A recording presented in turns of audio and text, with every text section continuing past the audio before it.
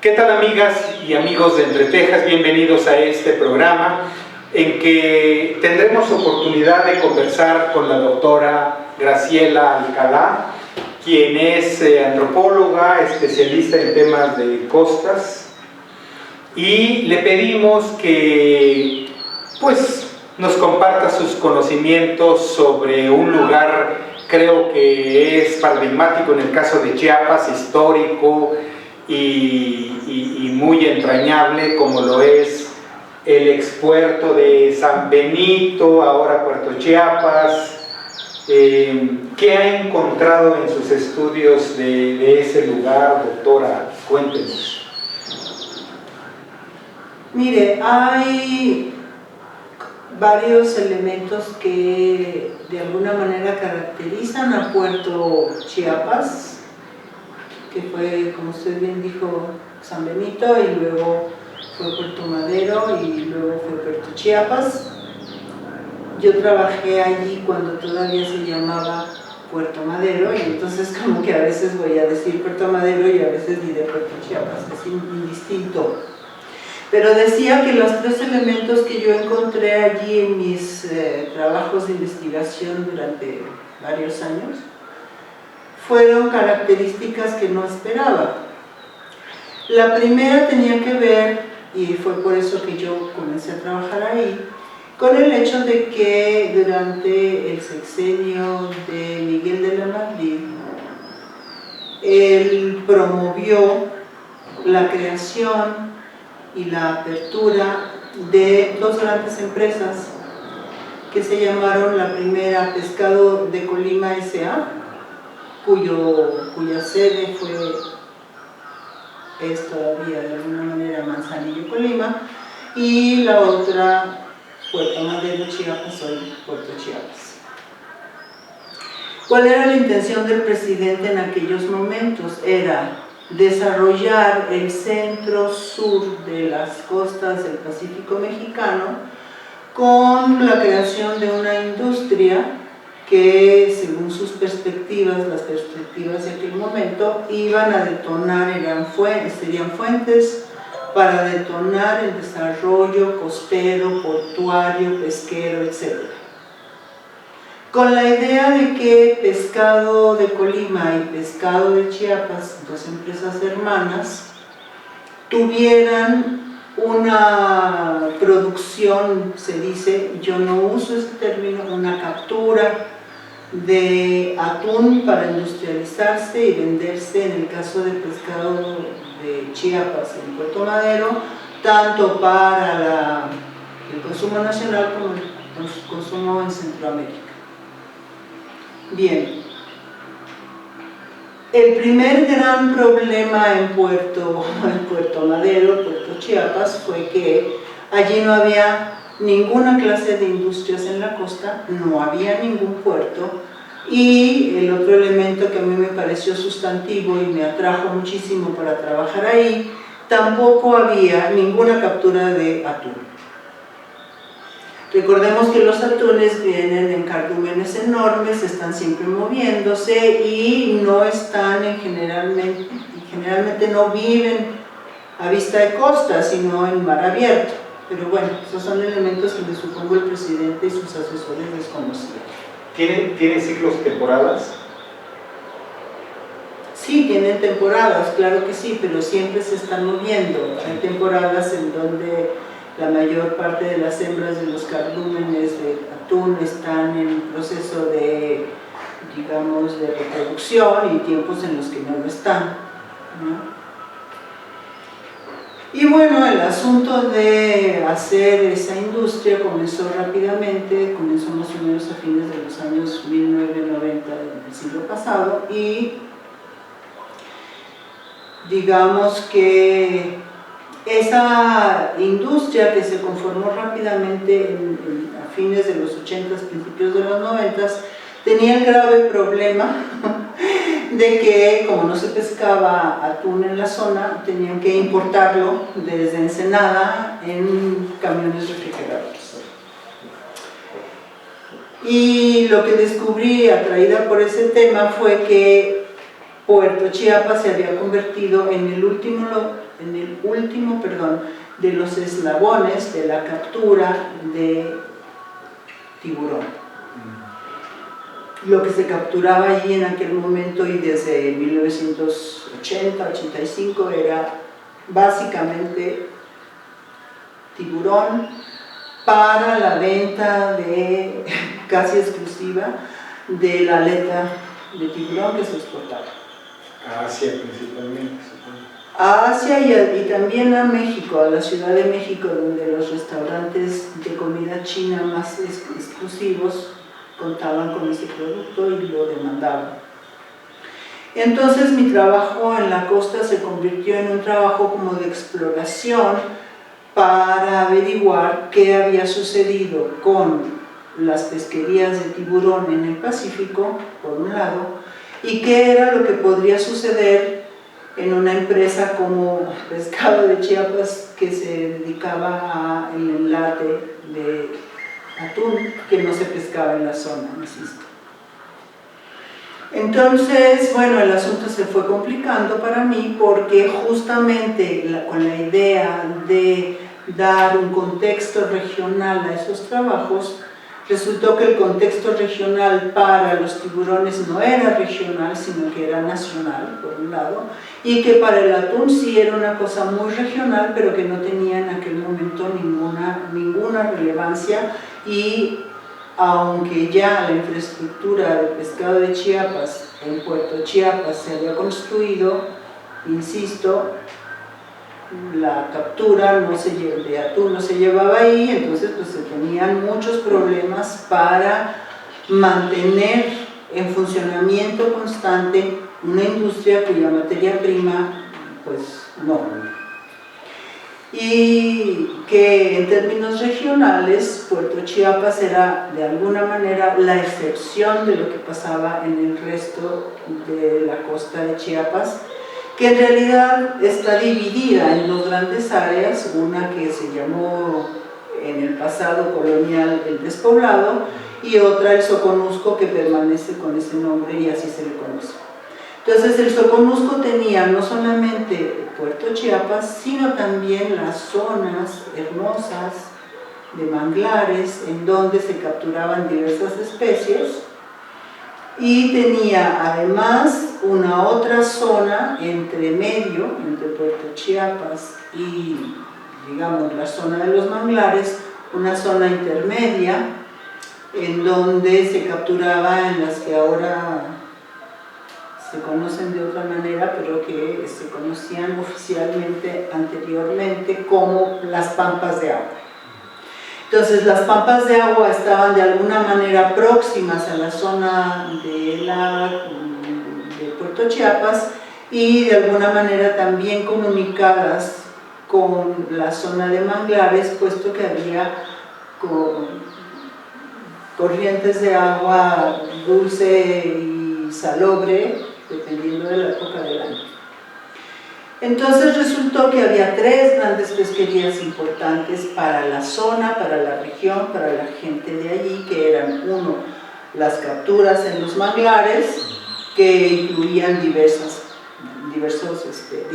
especies, y la captura en las pampas de agua, que son áreas de agua más o menos dulce la mayor parte del año, y que tienen otras especies, incluyendo el pejelagarto, que los biólogos siempre habían dicho que solamente existía en las costas de Tabasco, pero no, también existía en las pampas de agua. Trabajé varios años en dilucidar las historias de cada una de estas grandes pesquerías, grandes para la región, y me acabé dando cuenta de que, uno, la pesquería de tiburón, que era muy importante en los 90s y todavía digamos entre 2000 y 2010 seguía siendo importante, decía que era el último eslabón de las pesquerías de tiburón en México que habían iniciado su historia en el norte, ¿no? En el norte quiero decir Baja California, Sonora, luego Sinaloa, luego pasó a ser importante. Conforme se iban haciendo más pequeñas las capturas y con elementos cada vez más pequeños de edad, La pesquería de tiburón se fue, digamos, yendo hacia el sur y llegó a Puerto Chiapas a través del apoyo, digamos, de personas que no eran necesariamente nativas del Soconusco, sino que venían siguiendo, ¿no?, una secuencia de la pesquería e invirtiendo hasta llegar a invertir en Puerto Chiapas.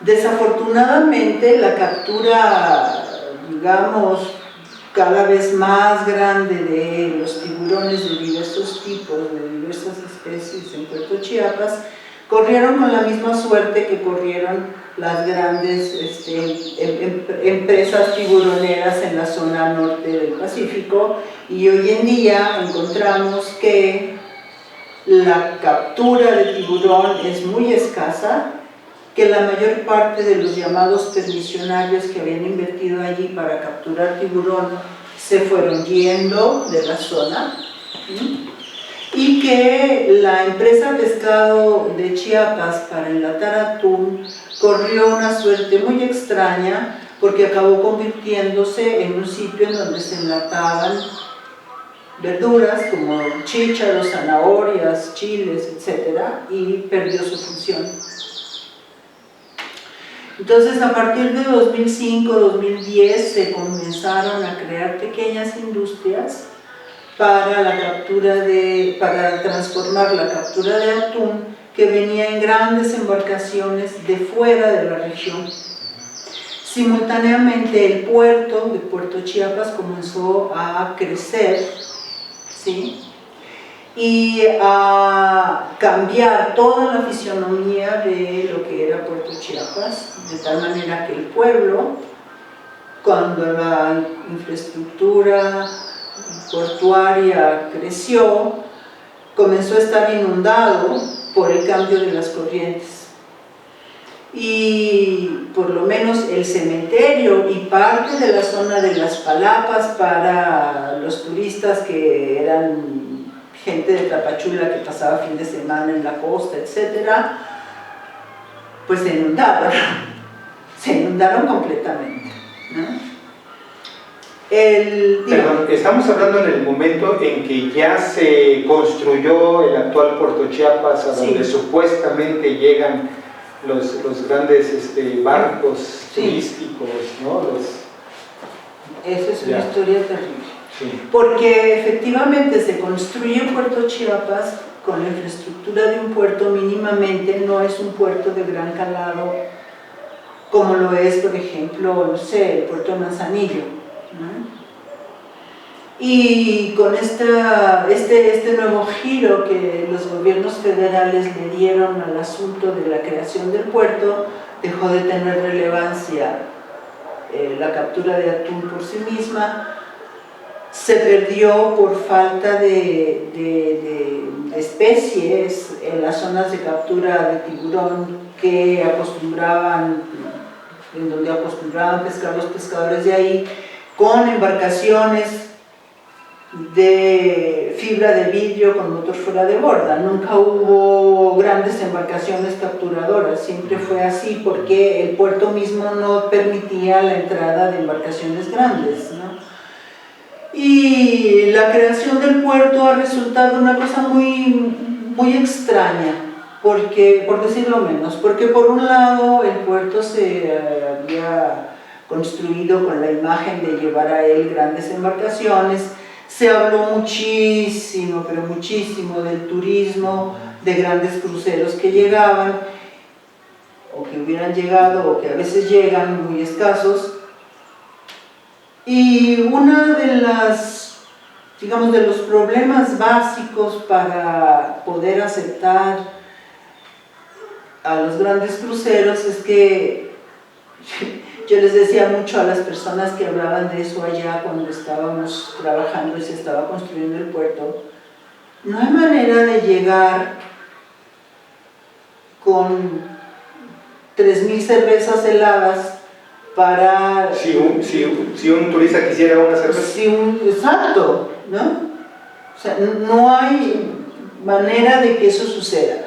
¿Qué van a ver los turistas ahí? Entonces hubo la peregrina idea que un gobernador que cambió el nombre de Puerto Madero a Puerto Chiapas se le ocurrió como algo posible que los turistas de los grandes cruceros desembarcaran allí, tomaran una avioneta, fueran a ver algunas ruinas y regresaran y se volvieran a subir a su barco.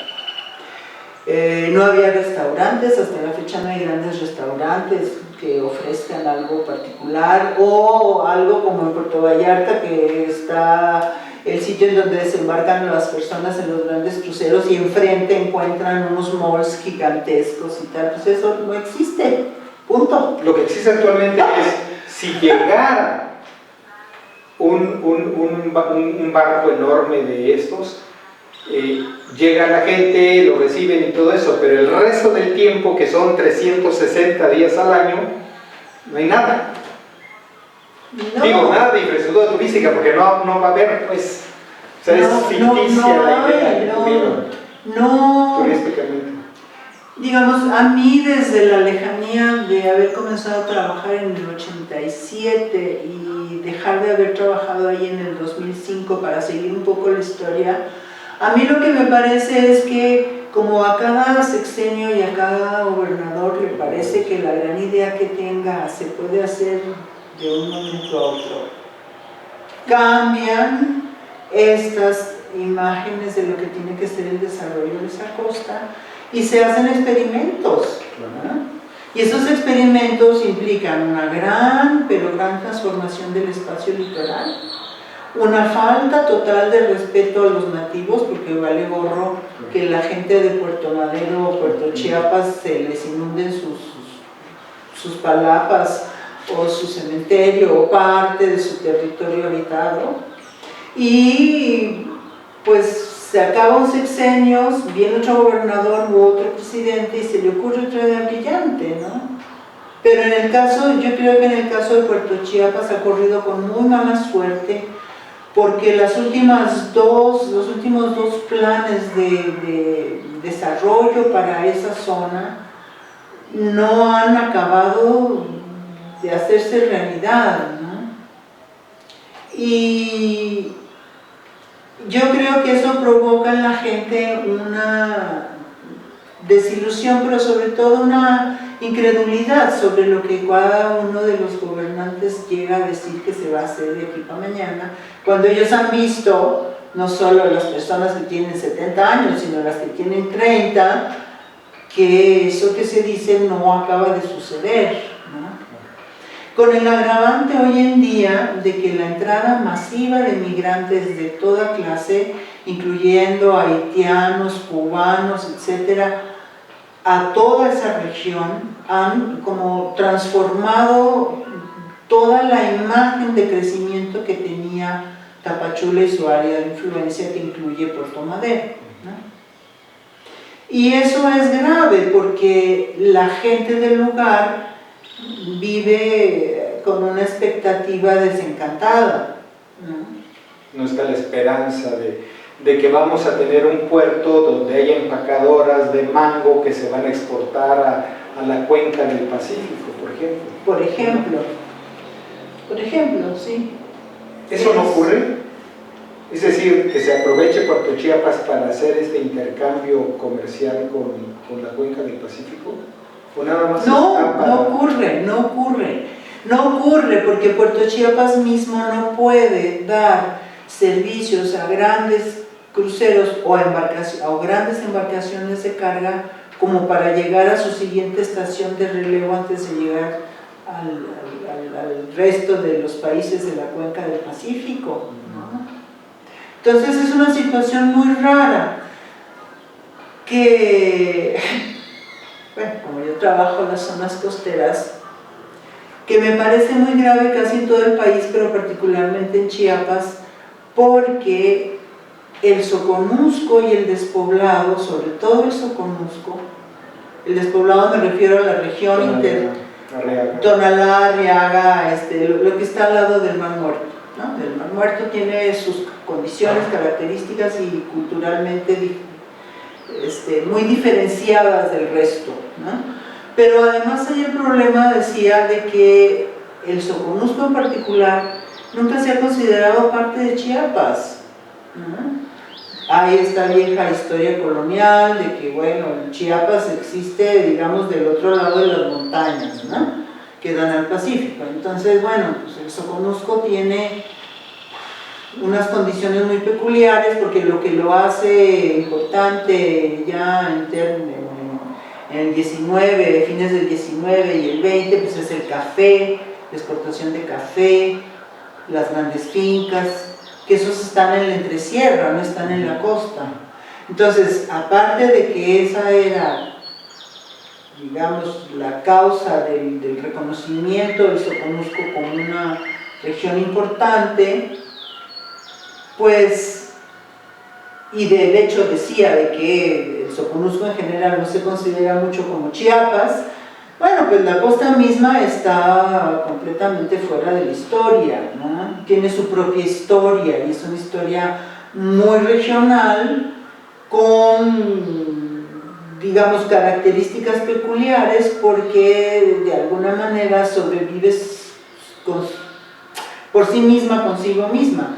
No quisiera hablar o extenderme en el caso de las comunicaciones en la costa, porque los grandes huracanes han terminado varias veces con la carretera que nos comunica, con la vía de comunicación férrea, etc. Entonces, bueno, es una zona entre Chiapas y no Chiapas, entre México y no México, entre migrantes que antes eran guatemaltecos y en general eran bienvenidos y sobrevivían en la costa transformándose en pescadores. Algunos se quedaron, otros siguieron su ruta siendo pescadores más al norte, pero ahora no hay manera de darle lugar a esta avalancha de gente de toda Centroamérica y todo el Caribe, ¿no?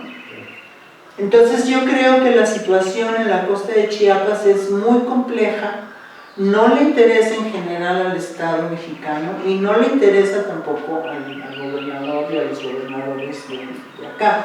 Lo que le interesa al Estado mexicano hoy en día es detener la avalancha, poner a la Guardia Nacional como policía y detenerlos lo más pronto posible. No siempre lo logran, ¿no? Pero eso es el único motivo por el que salen los periódicos hoy en día la costa de Chiapas en el Soconusco. Y es muy interesante que sale solo el Soconusco y no el despoblado, cuando la gente va avanzando también por la costa, pegadita al litoral, ¿no?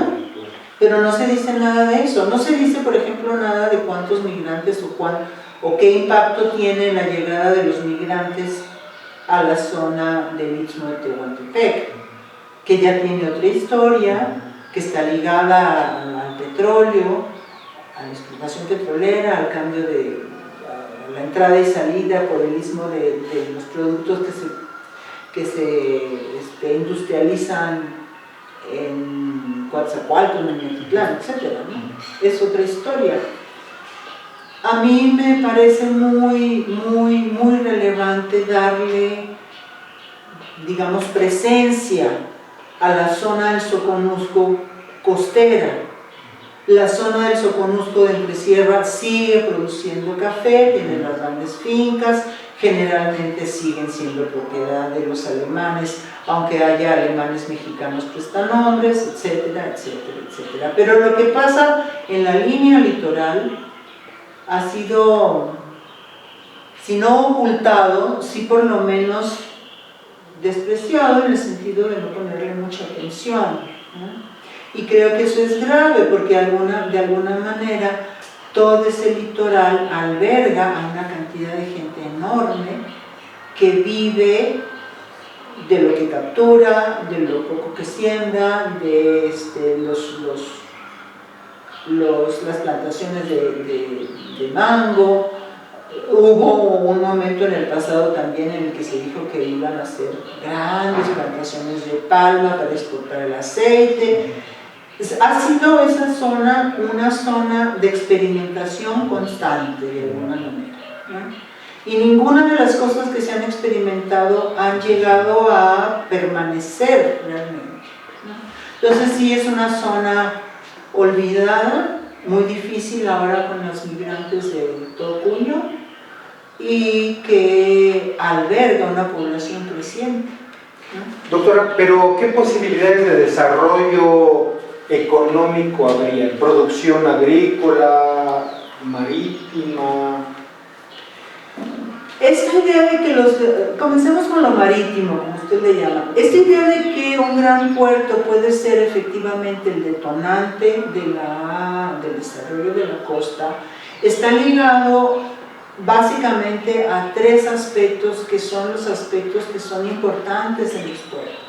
Uno es el comercio, efectivamente, ¿no? Desde la época del sexenio de Carlos Salinas de Gortari, que destruyó todo lo que era la flota, ¿no?, mexicana no, me refiero al transporte, bueno, perdón, pongamos orden. Los tres elementos decía que un puerto puede detonar es el comercio de grande y pequeña escala, ¿sí?, la interrelación con el turismo de mediana y gran escala, ¿sí?, y el transporte de productos pesqueros, ¿no? El transporte de productos pesqueros no se hace porque lo que llega es el poco producto de las pequeñas empresitas que se han ido creando en los últimos 10 años, que son realmente pequeñas. El asunto del transporte comercial no se ha hecho por dos razones. Una, porque el puerto no tiene, digamos, ¿qué pasa con una embarcación en un puerto? Una gran embarcación carguera, que la lógica es, yo llevo una mercancía X y yo recojo una mercancía Y. Si yo llevo solo una mercancía X es porque hay alrededor consumidores, ¿no?, que no me va a costar mucho hacer el transporte por tierra, porque cuando se venden estos productos en grandes embarcaciones se hace lo que se llama un trazado completo desde la salida de la mercancía hasta la entrega. Bueno, si tú tienes un puerto en donde pueden llegar grandes embarcaciones con X mercancía y no tienes ni cómo moverla, ni grandes poblaciones para consumirla, pues entonces no tiene mucho caso. Tampoco tiene mucho caso, menos aún diría yo, si tú llevas una mercancía X y no tienes una mercancía Y para volver a cargar tu barco y llevarlo a otro lado, ¿no?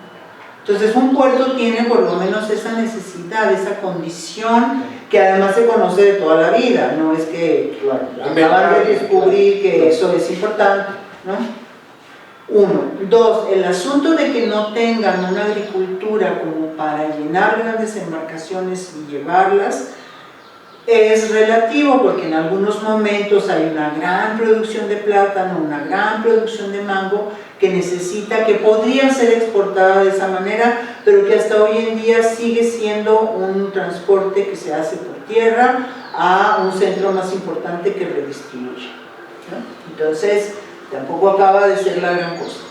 El asunto de tener un puerto con una zona portuaria especializada en la carga y descarga de grandes cantidades de productos pesqueros, pues tampoco, porque uno, no hay un lugar especial en el puerto para los pescadores tal y como se los había prometido, y tampoco hay una producción, que yo digo, captura de grandes especies de interés comercial para todo el mundo, ¿no?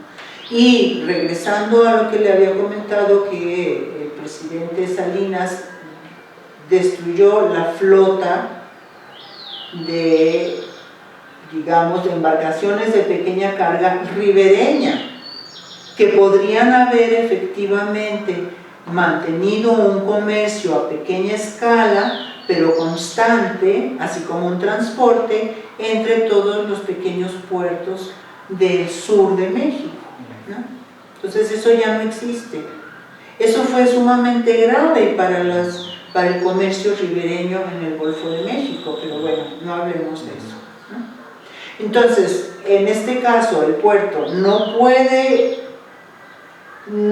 mantener una constante salida y llegada de grandes cruceros, porque no hay infraestructura ni cosa que ofrecerle al de los grandes cruceros Lo más que podría decir es que va a ir a Tapachula a 40 minutos de distancia, a ver qué mall se encuentra por allí, que ahora no sería nada atractivo porque Tapachula está llena por las calles de estos migrantes, ¿no? Entonces, pues bueno, como que tampoco.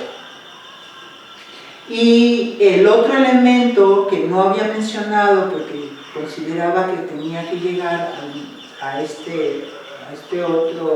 esta otra descripción es que la frontera marítima y la, digamos, Secretaría Armada de México y el Ejército Mexicano tienen al lado del puerto sus instalaciones militares de toda la vida, cada vez más grandes, por causas evidentes, ¿no? La defensa de esto, de aquello y del otro. Y por una evidencia que no se trata tampoco en la prensa, pero que creo que es relevante, que no es nueva, tiene por lo menos 30 años, que es el hecho de que desde el Pacífico se está... ¿Perdón? El trasiego, perdón. Exacto. De armas y... De armas, de personas y de droga. Cuando yo trabajé en los 90 había un trasiego de drogas y de personas muy evidente en pequeñas embarcaciones. Incluso se llegó el caso en el 87 o en el 94, 93, perdón, no recuerdo con precisión, se llegó el caso de que se atrapó un pequeño submarino muy cerca de la base militar de la frontera, ¿no? Que llevaba el submarino droga. Entonces, este otro elemento complica todavía más no solo el problema de la seguridad nacional, sino la relación que hay entre la nación, ¿no?, el gobierno federal y los gobiernos locales de esa microrregión, ¿no?, que no es Chiapas, insisto, es una cosa como entre Chiapas y quién sabe qué, ¿no? Entonces, bueno, es una situación muy complicada, muy compleja. A la situación, digamos, de la infraestructura mínima que se ha hecho ya para un puerto de altura, desbaratando todo lo que había al lado, incluyendo el cambio de las corrientes, por una parte, y por otra, la presencia, digamos, natural, evidente, de toda una infraestructura militar para defender las fronteras, ¿ya?, complica todavía más el asunto. Entonces, yo tengo así la impresión de que esa zona costera, esa zona que va, digamos, desde la frontera de Suchiate hasta, digamos, Mapastepec, es una zona que es como una isla, ¿sí? Una isla en sí misma sobre el litoral, ¿no? Los únicos que han hecho algún esfuerzo sistemático para relacionar a la gente del mero litoral con sus vecinos de la entresierra o más altos, será increíble, pero es así, son las iglesias cristianas. Las iglesias cristianas tienen la costumbre, que me parece para este caso sumamente positiva, de hacer siempre intercambios de creyentes entre las distintas zonas y las distintas iglesias. Y ha sido de esa manera en la que muchas gentes que son pescadores o son exclusivamente gente que vive en la costa y que su única comunicación es con Tuxtla Gutiérrez para arreglar algún problema administrativo, digamos, pues esta gente ha comenzado a conocer más o menos sistemáticamente a través de sus hermanos, como les llaman, la zona de entresierra y otro mundo que no sea Tuxtla y la propia costa, ¿no? No ha habido ningún otro esfuerzo de nadie por hacer que esa región sea más una región en donde la gente se conozca bien, ¿no? Porque en realidad es una región, hasta hace poco tiempo, una región conformada por 3 pisos ecológicos cuyos habitantes rara vez se comunicaban entre sí, porque no era necesario de alguna manera, ¿no? Y esta historia de, bueno, como sucede en otros estados, bueno, pues vamos a la costa a bebernos unas chelas y estar desnudos un rato en el mar, es completamente exótica porque esa zona de la costa Si no es adentro de las aguas protegidas como las pampas o los esteros, tienes un mar abierto con una plataforma continental así de estrechita y por tanto es muy peligroso, ¿no? O sea, plataforma continental es la playa y empieza el mar abierto casi. Sí, la plataforma continental es lo que está debajo del continente, de tierra firme, y que suele ser muy ancha o muy angosta dependiendo de las distintas riberas del Pacífico. En este caso es muy estrecha. Claro. La única zona interesante, protegida, etcétera, pero que tiene otros problemas geográficos, es la zona del Mar Muerto. El Mar Muerto es una zona de bajura, digamos, ¿no? Entonces, bueno, hay una plataforma continental más amplia, hay una zona de Mar Muerto, como se le llama, muy amplia, y eso protege del mar abierto, ¿no? Entonces, bueno, ahí sí hay una cierta tradición de turismo de la gente de Tuxtla que baja allí, come sus peces y se va de regreso, ¿no? Hubo un intento que sigue vigente como intento en Acapetagua de abrir un pequeño centro turístico que tiene pequeñas cabañas pero que generalmente están vacías. Sí, porque además hay que atravesar un pequeño cuerpo de mar, ¿no? Que se complican las cosas para ir a la región de la Encrucijada, las Garzas y todo eso. Oiga, doctora. No es mar, son esteros. Son esteros. Sí, es una zona muy hermosa, sí, como hermosa en sí misma por su paisaje, ¿no? Y tengo entendido que en esa región donde están los manglares más altos de América Latina, o sea, tenemos un gran potencial para ir a ver los manglares y para estar en la zona protegida, sí. Claro. Bueno, doctora, existe un censo de la población que había hace 10, 20 años en esta región, claro, y que ahora se ve tan afectada, limitada, violentada en gran medida por su condición económica. Sí, el INEGI, el Instituto Nacional de Estadística, Geografía e Informática, tiene censos de esa zona igual que los tiene del resto del país. Claro. ¿Y qué nos dice? ¿Que hay cada vez menos población? No, lo que le estoy diciendo es justamente lo contrario. No, hay cada vez más población con la migración. Claro.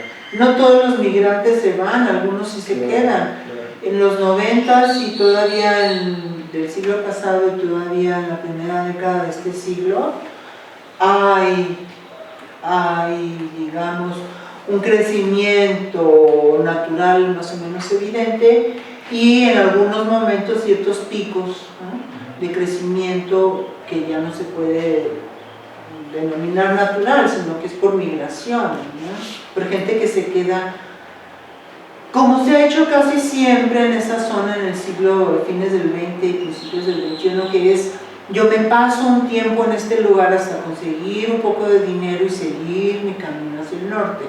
En ese interín puedes quedarte con una de tus chicas madres de familia o hacer una familia que se queda sin padre un tiempo y luego regresa, etc. Y tenemos también una gran migración de mujeres que se dedican a la prostitución, indudablemente. Pues esas están viviendo ahí durante ese tiempo. Sí, durante el tiempo que ellas están y ellos están, llega el censo o el conteo censal, bueno, pues ellos están allí, ¿no? Puede ser que en 6 meses ya no... Y puede ser que en 6 meses ya no estén. Claro. Pero el crecimiento natural de la población de la zona tiene más o menos la misma tendencia que el resto de Chiapas, ¿no? Nos ha ilustrado, doctora, en lo que podría ser una microrregión económica, socioeconómica, con alarmantes estadios, pero sin duda que esto se replica a lo largo de todo el territorio chiapaneco, ¿no? Eso está ocurriendo en muchos otros lados, en el centro, en los altos, en la selva, que es alarmante. La situación económica que se está dando de degradación y de falta de oportunidades, además con la migración. Pues yo supongo que sí, por lo que he leído, pero yo no sé con precisión cómo ocurre. Claro. Lo que sí sé por información, por lecturas y por conversaciones con otros colegas es que el problema del tráfico de drogas, de personas y de armas ya es un tráfico más o menos masivo, y hay zonas en donde no se puede pasar, como es el caso muy claro y me consta de Frontera Comalapa. Frontera Comalapa es un sitio de foco rojo, y ahí no hay ni Guardia Nacional ni Ejército Mexicano, lo que es también muy grave, muy grave. Pues lo de la lógica de abrazos no balazos, en esta región por lo menos es gravísimo. Claro. Sí, pues yo creo que esa es una de las lecciones que nos permite la academia entender, y quienes están a cargo de este trabajo de investigación nos pueden compartir. Creo que es muy interesante esto que nos platica, doctora, y sorprendente, y son temas que lamentablemente no están en la opinión pública, no están en los medios, y por lo tanto no centramos nuestra atención, ni mucho menos exigimos la solución de estos problemas, ¿no? Sí, yo creo que la gente en el Soconusco está muy abandonada. Claro. Por esto que usted acaba de mencionar, no... Uno, es una zona de frontera muy amplia y muy porosa, siempre ha sido así. Dos, la porosidad que tenía hasta hace 20 años ha sido completamente trastocada, porque la porosidad natural de la región es el tráfico constante de guatemaltecos y mexicanos de un lado a otro, ¿no? Ahora ya no, ahora tienes gente de todo el mundo caribeño y centroamericano en esa región, y eso también es un cambio, ¿no? Claro. Yo creo que haciendo una metáfora de marítima o fluvial sería, anteriormente las corrientes se encontraban y se equilibraban, pero ahora no, ahora es arrolladora la corriente de migración hacia esa región. Pero como una zona de paso. Sí, claro. La minoría es la que se va a quedar allí, porque sí, tampoco puede la región absorber a esos miles y miles de personas. Claro. No, y encontrarían una situación similar a la de la que vienen huyendo. Claro. Qué interesante. Doctora, pues muchísimas gracias por obsequiarnos esta conversación, esta disertación suya, y pues vamos a poner más atención en lo que ocurre en cada una de las microrregiones. Es interesante, claro. Claro que sí. Bueno. Muchas gracias. Pues muchas gracias también a ustedes que nos acompañaron en este programa, que por demás interesante. Nos vemos en la próxima ocasión que tengamos oportunidad de estar juntos. Cuídense mucho, que estén bien. Y si nos escriben a entretejas1@hotmail.com para decirnos qué pasa en su microrregión, sería muy interesante, por supuesto. Por supuesto. Hasta pronto. Gracias, doctor. A usted.